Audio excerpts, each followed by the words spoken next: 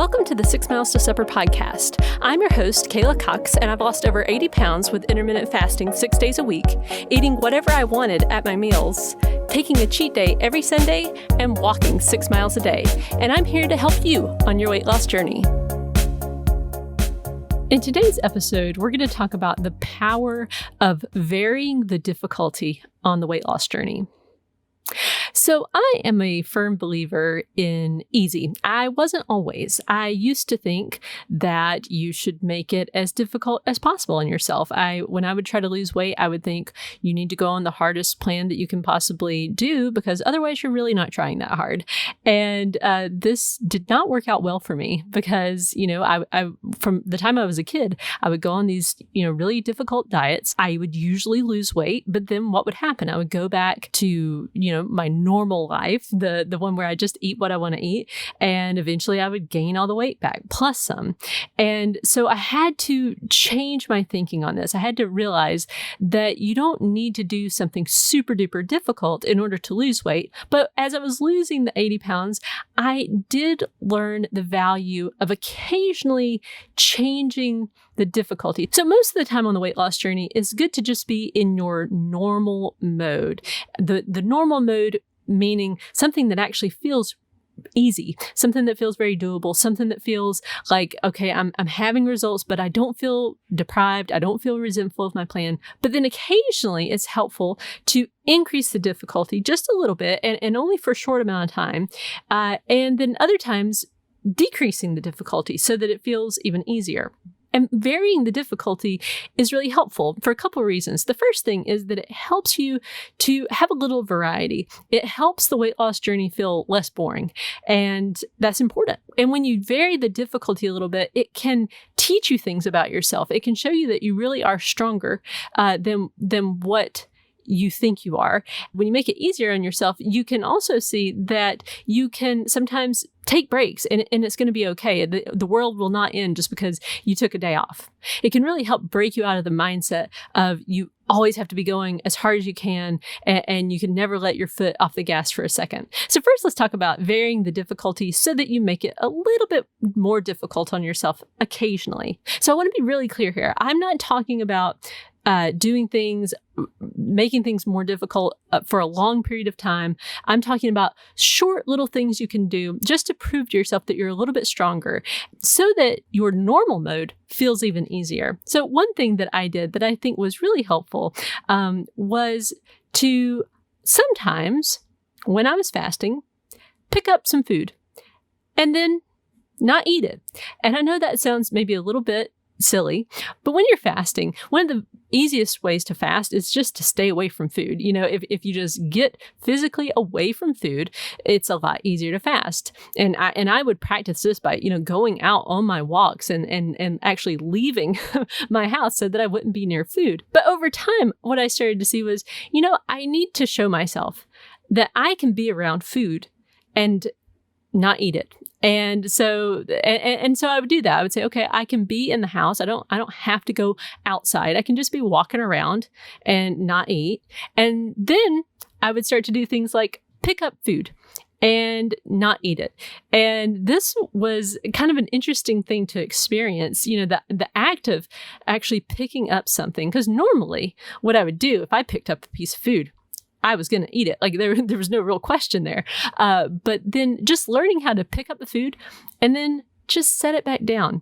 I know it maybe sounds really simple, but there's some real magic that happens there because it shows you in a real tangible way that you have control over yourself when it comes to food. Another thing that I found helpful was to occasionally push my fasting window out a little bit longer than whatever I was used to. So for example, let's say I was normally doing a 16-8. Just pushing out supper, say 15 minutes, just to say, technically I can eat right now, but I'm going to wait just a few minutes. There's this thing that can happen that you just start to feel a little bit stronger, a little bit better at fasting because you can see that it's not that you have no self-control and you have to eat, as soon as that time is up. You can push it out a little bit longer. And the good part about this is once you've done a little bit longer of a fast, then the normal fasting that you're doing feels even easier, especially if you push out the fast, say an hour longer than you normally would. Then when you go back to doing the shorter fast, it's just like, oh yeah, this is no big deal. Another thing that I found helpful was to physically challenge myself.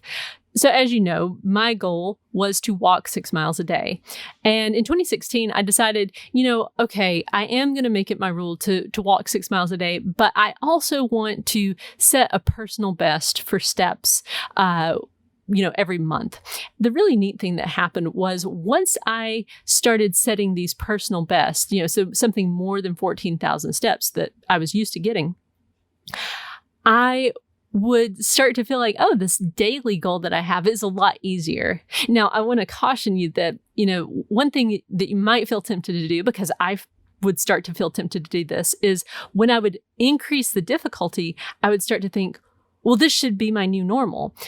But that's not a good idea. So let me give you an example of that. Like when I would set the personal best for steps, I would think, oh, well, see, I could do 16,000 steps a day.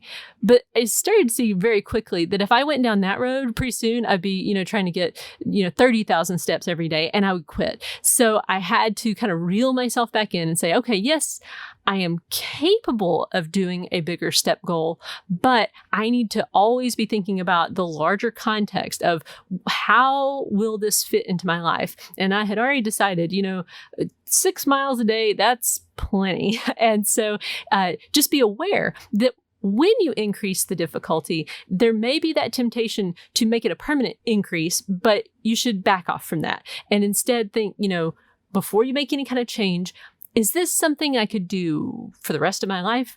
Or was this just a good thing to show myself that I'm capable of doing? So now let's talk about varying the difficulty the other direction. In other words, making it a little bit easier occasionally. Now, something I do that made my plan much easier just on a weekly basis was to take a day off completely from fasting. Now, I called it my cheat day, but really all it is a day off. I would just take Sundays off from fasting. And eventually that morphed into saying, okay, I'm just taking Sundays completely off. Like I don't have a step goal on that day and I don't do any kind of fasting that day. And that was much easier in one respect because you're not doing the fasting, you're not doing the walking. So that's easy. But even when you make things easy in kind of an odd way, you are still challenging yourself. One way that it's challenging to have a cheat day is that, you can start to feel like you're working without a net. It's like, wow, I don't have any rules. I mean, my one rule really for cheat days is I don't overeat. But, when you don't have that same kind of structure during the day, like, okay, normally I just fast all day until supper time, it can be a challenge to eat the appropriate amount. And there's also that, maybe worry this like, well, if I'm doing this, won't this make it so that I'm not making progress as fast as I possibly could? Couldn't I make progress quicker if I didn't take this day off? But what I found was having that day off every week was really good practice. For one thing, it taught me how to, go off plan and then get back on it, which happens on things like vacation or when people kind of come in from out of town, or if you have some sort of big life change that happens and you do get off plan, to be able to know that it's easy enough to get back on. That was really helpful. So right now, if you're in a place where you're just always in normal mode, you're never challenging yourself and you're never really taking your foot off the gas, it might be time to just try to vary the difficulty a little bit. I think you'll find that when you do that, just in small ways, these are not major changes, but just small things, it can help the weight loss journey feel easier because, with those occasional challenges, it shows you that you're stronger. You're actually getting stronger by doing them. And likewise, when you take your foot off the gas just a little bit, it can show you that the world's not going to end just because you took a day off. And both of those things can help you keep the weight off for good. So thank you for joining me in this episode, and I'll see you in the next one. Do you want to lose the weight without getting rid of the foods you love and that you'll go back to eating again anyway? My book, The Laid Back Guide to Intermittent Fasting, teaches you how to practice intermittent fasting so that you lose the weight sustainably and keep it off for good. You can get the audiobook read by me for free when you sign up for your 30-day trial of Audible. The link is in the show notes. And And if you've gotten value from this podcast and you'd like to let other people know about it, it would be great if you could leave a review on either iTunes or wherever you get your podcast. Thanks.